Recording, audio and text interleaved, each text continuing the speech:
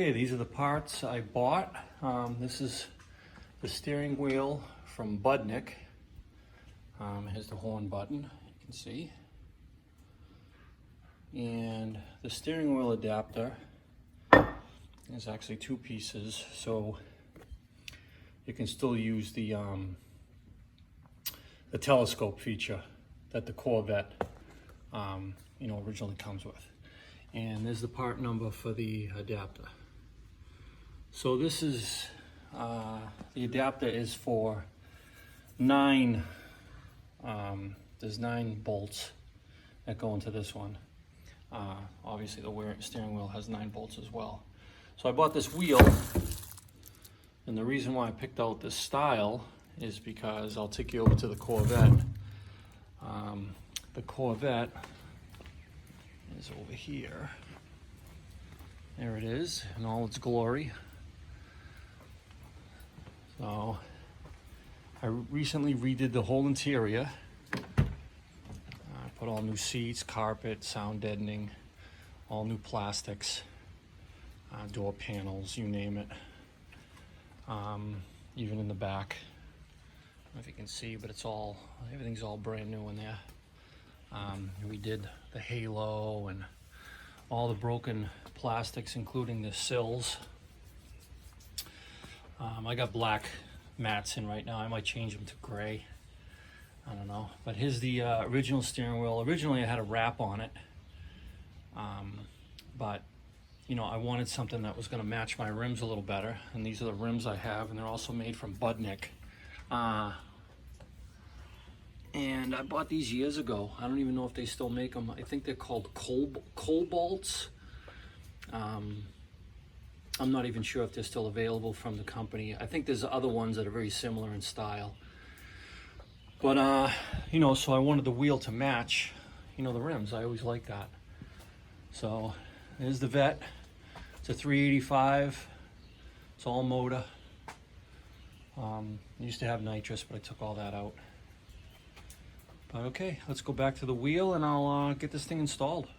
Okay, so this is the steering wheel puller I bought, real cheap. I don't know what it cost, maybe 20 bucks on Amazon or something like that. There's the part number. So inside,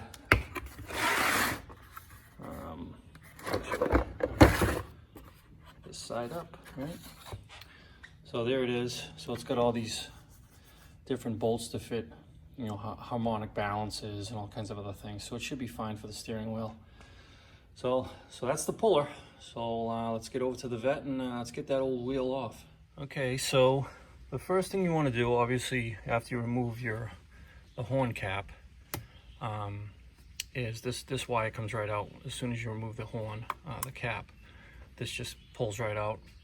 And then you want to take off the actual telescoping bolt, which is this. Once this is removed, this piece will slide right out, which is the little lever. I think it's held on by there's 2 little screws also. I'm not really sure, I forget now, but it just comes right off really easily. So you want to remove that. And then this bolt here is a 21 millimeter nut. So you want to remove this nut, or at least loosen it quite a bit before you get the puller on. So let me do that and we'll get the puller on. Okay, that came off really super easy. There's a little washer behind it. That's all. That's all you take off for that. And then next is the puller. So here is the steering wheel puller on. I orientated it this way and put those 2 bolts in. There's 2 holes on the shaft that they'll screw in. So screw those in tight and then back off this bolt, which I believe is on this particular puller is a 19 millimeter. So let's give this a shot. Okay, it came off super easy, maybe 3 or 4 full turns and just kind of popped right off nice and easy. So when you remove it, it's going to be a spring that just kind of pops out with it.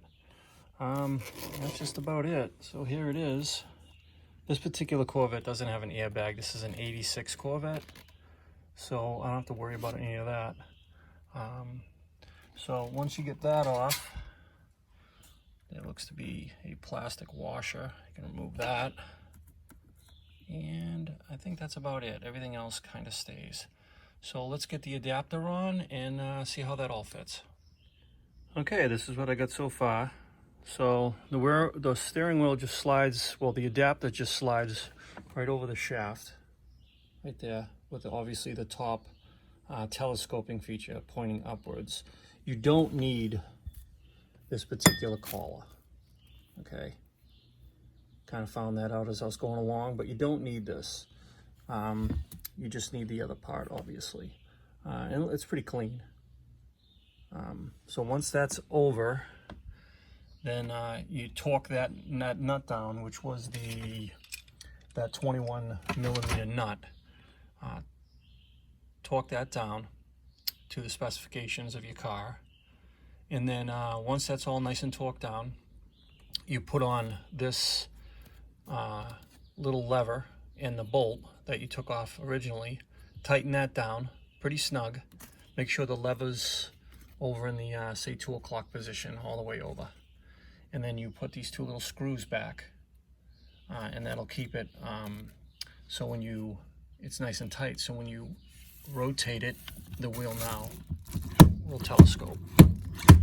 And then obviously that'll tighten it back down so it can. So now I just need to put the horn button on, and that's a wrap. So pretty easy installation. Only took a few minutes really. Just take your time, it'll go on really nice. Just make sure you don't, when you get those threads on the adapter onto the actual shaft, make sure it's nice and centered. Make sure your wheels are centered on your car, and make sure the wheel is nice and centered on there. You don't want to in any way damage those, but you can feel it once you get that wheel on. It's pretty snug. You can kind of wiggle it and it kind of goes on really nice.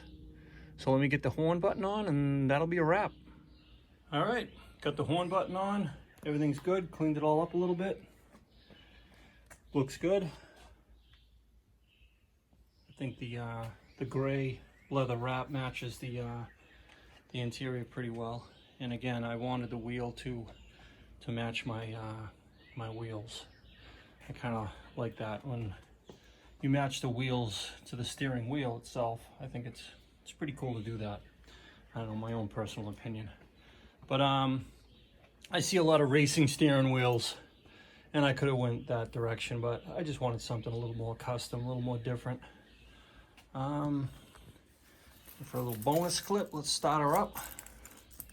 You guys can hear her. Let's get this in here.